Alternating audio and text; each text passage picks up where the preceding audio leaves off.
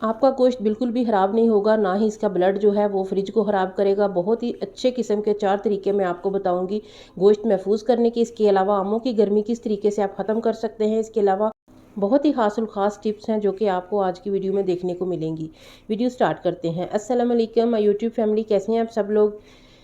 जब भी हमारा जी चाहता है हम पिज़्ज़ा बनाते हैं या हम सैंडविच बनाएं तो मोज़रेला चीज़ सबसे ज़रूरी जो चीज़ है ना वो पिज़्ज़ा में यूज़ होने वाली है। इसके अलावा मुख्तलिफ सैंडविचेस में इस्तेमाल होती है और यही तो पिज़्ज़ा में होती है जो सबसे ज़्यादा एक्सपेंसिव होती है। 1.5 लीटर हमने दूध लिया है, उसे आपने अच्छी तरह बॉयल आने देना है। बॉयल ज़्यादा नहीं आना, बस गर्म हो।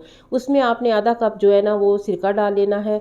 उसके बाद इसे थोड़ा सा हिलाना है और उसके बाद ये सारी चीज़ जो है ना वो एक साइड पे इकट्ठी हो जाएगी।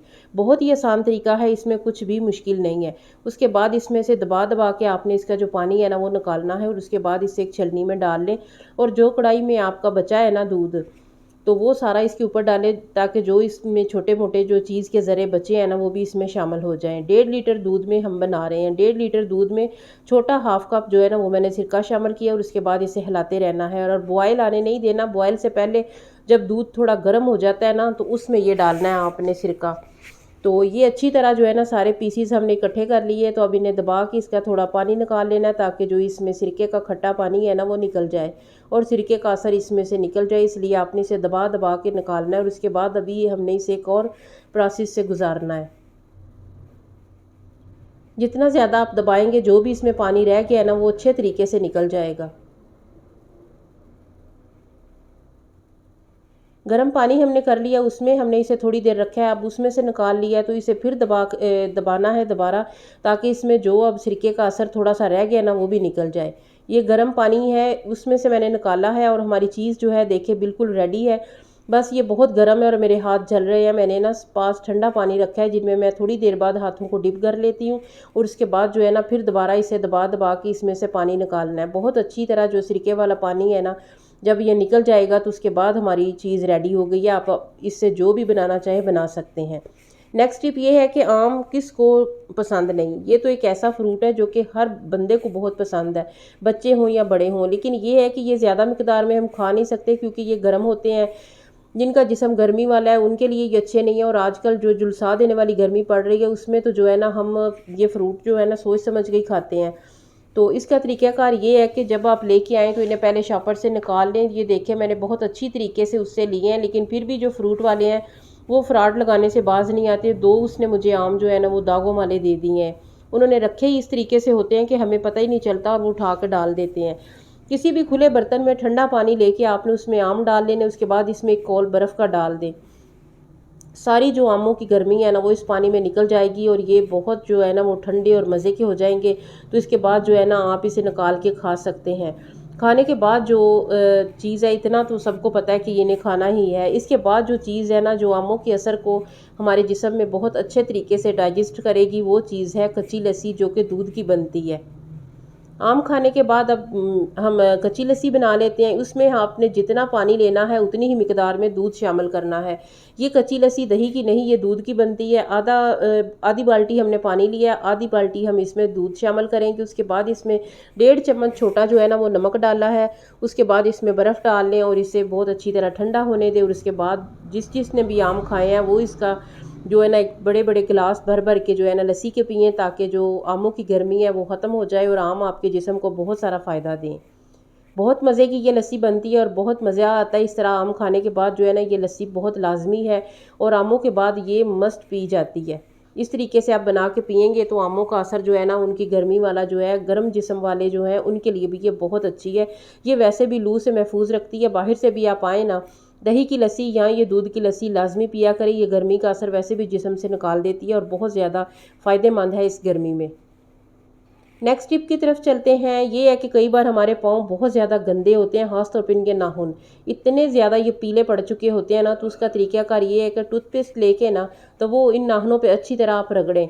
थोड़ी देर इनका मसाज करने के बाद जो कपड़े धोने वाला ब्रश है ना उसकी मदद से आप अच्छी तरह इन्हें ना इसके ऊपर आप ब्रश जो है ना वो लगा लें। उससे ये होगा कि सारी इसकी जो पीलापन नाखूनों का है ना वो ख़त्म हो जाएगा और आपके जो नाखून है उजले और साफ़ सुथरे हो जाएंगे। ब्रश अच्छी तरह जब आप लगाएंगे ना तो उसके बाद ये आपके जो नाखून है ना वो हर तरीके से जो है ना वो साफ़ सुथरे और नीट क्लीन हो जाएंगे। उसके बाद आप पानी से धो लें और उसके बाद दोबारा आप एक बार ब्रश लगाएं ताकि ये जो कोनों खुदरों में लगा हुआ है ना पेस्ट, तो वो सारा निकल जाए। इस तरीके से जो है ना आपके नाखून, आपके जो पाँव पे जो जूतों का निशान है और आपके जो पीले पड़ जाते हैं नाखून, सब के लिए ये बहुत फ़ायदेमंद है।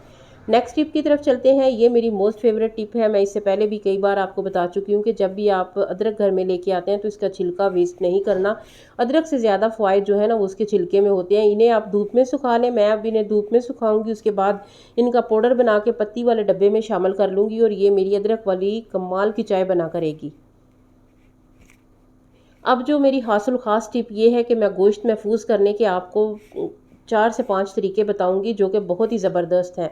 बिजली की आंख मचोली तो जारी ही है और ईद कुर्बान भी 2 दिन के फासले पे हमारे पास आ रही है इंशाअल्लाह, अल्लाह के फजलो करम से। तो सबसे पहले ये है कि जो गोश्त है ना इसमें से हमने इसका जो है ना वो इसकी सफाई करनी है, इसे धोना है। और उसका तरीकाकार ये है कि खुला बर्तन ले लें तो उसमें आपने पानी डाल लेना है। पानी डालने के बाद आपने गोश्त के हिसाब से जो है ना इसमें सिरका शामिल करना है। अगर 4 से 5 किलो गोश्त है ना तो उसमें हाफ़ कप सिरका शामिल कर लें। और अगर आपके पास किलो डेढ़ 2 किलो है तो उसके किलो के बदले जो है ना वो 1 चम्मच सिरका काफ़ी होगा। तो आपने ना इस तरीके से जो है ना पानी में सिरका डाल लेना। उसके बाद आप इसमें जो गोश्त डिप करके रखेंगे ना तो वो इतने अच्छे तरीके से धुल जाएगा, इतने अच्छे तरीके से साफ़ होगा कि इसका सारा जो फालतू ब्लड है ना वो निकल जाएगा। फ्रिज में जब भी हम गोश्त महफूज करके रखते हैं ना तो जब बिजली जाती है, क्योंकि अब बिजली तो लाजमी जाती है ना, पूरे पाकिस्तान में जा रही है, तो ये होता है कि हम शापरों में रखें या हम जिस तरीके से भी, तो वो जब बिजली जाती है तो इस तरीके से हम साफ़ ना करें तो उसका जो फालतू खून है ना वो फ्रिज में टपकता रहता है। बर्फ़ वाले जो कोल है उनके ऊपर भी गिरा, फ्रिज जो है वो अलग गंदी होती है। तो सबसे पहले इस तरीके से साफ़ कर लेना है ताकि हमारी फ्रिज गंदी ना हो, हमारा जो गोश्त है ना वो ख़राब ना हो, वो लंबे अरसे तक चले। इस तरीके से आप धोएंगे जिस तरीके से मैं आगे आपको बता रही हूँ, आप इसे सेव करेंगे ना तो ये है कि आपकी फ्रिज जो है ना वो बंद भी रहेगी ना 6-7 घंटे 10 घंटे, तो आपकी जो गोश्त है ना वो ख़राब नहीं होगा। सबसे पहले तो ये है कि गोश्त जो है ना वो मुस्तहकीन में बांटें जितना हो सकता है ताकि सब लोग गोश्त खाएं, खुले दिल से दें। जो आपने अपने लिए हिस्सा रखा है ना वो उसके लिए जो है ना वो आप महफूज करना इसी तरीके से है कि पहले आपने इसका ब्लड निकाल लेना है, इसे सिरके से धो लेना है। धोने के बाद हम आगे क्या करते हैं वो देखें। थोड़ी सी भी अगर आपको मेरी कोई टिप, कोई वीडियो अच्छी लग रही है ना तो अभी से लाइक करें, प्यारा सा कमेंट दें और बताएं कौन सी मेरी टिप आपको अच्छी लग रही है। चैनल पे नए हैं तो चैनल को सब्सक्राइब कीजिएगा। अब मैंने ये एक पानी ले लिया, इसी बर्तन में उसमें मैं 2 चम्मच जो है ना वो सिरका डाल रही हूँ और इसमें कोई लौन या मलमल का कपड़ा ले लिया और उसे अच्छी तरह जो है ना वो इस तरीके से उसे डबो लें। अच्छी तरह जो है ना वो सिरके वाला पानी इसमें जज़ब हो जाएगा। उसके बाद आपने थोड़ा सा इसे निचोड़ लेना है और उसके बाद जो आपने एक दाबड़े में या बड़े बर्तन में आपने अपना गोश्त रखा है ना तो इस तरीके से अगर आप इसके ऊपर दे देना। अगर आपके पास फ्रिज नहीं है या फ्रिज छोटी है, गोश्त ज़्यादा है, तो वो रात भर के लिए अगर आपने रखना है तो इस तरीके से रखें तो बिल्कुल भी आपका गोश्त जो है वो ख़राब नहीं होगा। पूरी रात जो है ना आपका गोश्त जो है अच्छे तरीके से निकल जाएगा। इस तरीके से अगर आप रखेंगे, सिरके वाला कपड़ा इसके ऊपर निचोड़ के अच्छी तरह डाल दें तो आपका गोश्त रात भर ख़राब नहीं होगा। उसके बाद अगर आप दूसरे शहर आए हुए हैं तो आपने गोश्त लेके जाना है लंबे सफ़र में, तो उसका तरीकाकार ये है कि सिरके वाला को कपड़ा लेके ना उसे अच्छी तरह तर करके सिरके में तो इस तरीके से लपेट के उसके बाद आप जो है ना वो शापर में डाल लें और ले जाएं तो पूरा जो सफ़र है आपका अच्छा गुजर जाएगा। आपका गोश्त बिल्कुल भी ख़राब नहीं होगा। लंबे सफ़र में इस तरीके से जो है ना सिरके वाले कपड़े में लपेट के आप गोश्त ले जाएंगे तो आपका बहुत अच्छे से जो है ना आपकी मंजिल तक पहुंच जाएगा, गोश्त ख़राब नहीं होगा।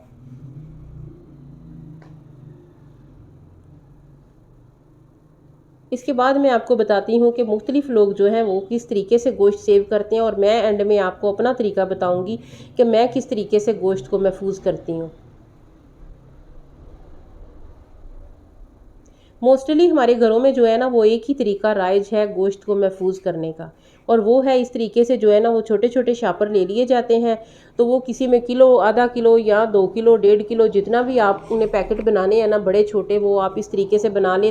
जितने जितने साइज़ के आपने शापर बनाने हैं ना वो इस तरीके से बना लेते हैं। ये हमारे जो इलाकों में है ना ये तरीका सबसे ज़्यादा जो है ना आम है। सारे घरों में तकरीबन इसी तरीके से जो है ना गोश्त को महफूज किया जाता है शापरों में डाल के। तो ये जो तरीका है ना ये सबसे ज़्यादा कॉमन है। इस तरीके से लोग जो है ना वो शापरों में गोश्त डाल के तो वो रख देते हैं और फ्रिज में जो है ना वो एक दूसरे के ऊपर जो है ना वो इस तरह रख दिए जाते हैं ताकि गोश्त जो है ना वो महफूज हो जाए। लेकिन मैं आपको ये बताऊं कि ये वाला जो तरीका है ना ये बिल्कुल भी ठीक नहीं है। मुझे ये तरीका बिल्कुल पसंद नहीं है। एक तो ये है कि शापर के ऊपर शापर इस तरीके से रखते हैं तो वो इतने ज़्यादा जुड़ जाते हैं कि जब हम वो एक शापर निकालें तो वो निकलता ही नहीं है, वो फंस जाते हैं। उसके बाद ये है कि शापर भी फंस जाते हैं। इसके अलावा ये है कि जब बिजली जाती है तो इन्हीं शापरों में से खून टपक टपक के जो है ना फ्रिज अलग गंदी हो जाती है। इस तरीके से मेरे पास आइसक्रीम के बहुत सारे डब्बे महफूज हैं जो कि मैं हर साल इनमें गोश्त महफूज करती हूँ। उसके बाद मैं धो के इन्हें रख देती हूँ। कोई किलो का डब्बा है, ये छोटा है, कोई बड़े 2 किलो का, 3 किलो का, मुख्तलिफ साइज़ों के मेरे पास बहुत सारे डब्बे हैं आइसक्रीम वाले। तो इनमें मैं गोश्त महफूज करती हूँ। ये मेरा मोस्ट फेवरेट तरीका है। हर साल मैं इसी तरह जो है ना वो गोश्त को महफूज करती हूँ और मेरा माशाल्लाह से कभी भी गोश्त ख़राब नहीं हुआ। उसके बाद गोश्त जब ख़त्म हो जाए तो मुझे फ्रिज जो है ना उसमें ना मेरी फ्रिज में से स्मेल आती है और ना ही उसमें से कोई फालतू खून का कतरा तक नज़र आ सकता है। जो पहले मैं फ्रिज साफ़ करती हूँ उसके बाद मैं अपनी मर्ज़ी से ही करती हूँ। गोश्त की वजह से मुझे फ्रिज साफ़ नहीं करना पड़ता क्योंकि ना तो उसमें ब्लड गिरता है और ना ही स्मेल पैदा होती है। इस तरीके से अगर एक बार आप थोड़ा सा मुश्किल तो होगी लेकिन सिरके के साथ जब आप धो लेते हैं ना तो बिल्कुल भी आपकी फ्रिज में से गोश्त की स्मेल नहीं आती। इसके अलावा आपका गोश्त जो है वो बिजली चली भी जाए तो ख़राब बिल्कुल भी नहीं होता। तो वो शॉपर्स में रखने की बजाय इस तरीके से आप फूड सेवर डब्बे अगर आपके पास किसी भी किस्म के हैं ना तो इसमें आप डालेंगे तो इनका ना तो ब्लड निकलेगा और ना ये जल्दी ख़राब होंगे। ये बहुत ज़बरदस्त तरीका है। मैं इसी तरीके से महफूज करती हूँ। तो इस तरीके से आप गोश्त जो है वो डब्बे डालते जाएं, रखते जाएं, जब जब ज़रूरत हो तो एक डब्बा निकालें और पका लें। तो ये बहुत आसान तरीका है और बहुत ही ज़बरदस्त तरीका है और मुझे सबसे ज़्यादा यही तरीका पसंद है। तो आपने कमेंट में ज़रूर बताना है कि आपको कौन सा तरीका पसंद है। तो फिर मिलेंगे इंशाल्लाह एक नई वीडियो में। वीडियो को लाइक लाजमी कीजिएगा और प्यारा सा कमेंट देना है आपने कि कहाँ से आप मेरी वीडियो को वॉच कर रहे हैं। फिर मिलेंगे इंशाल्लाह एक नई टॉपिक के साथ, एक नई वीडियो के साथ। तब तक के लिए अल्लाह हाफिज़। दुआओं में याद रखिएगा और कमेंट करना बिल्कुल भी नहीं भूलना।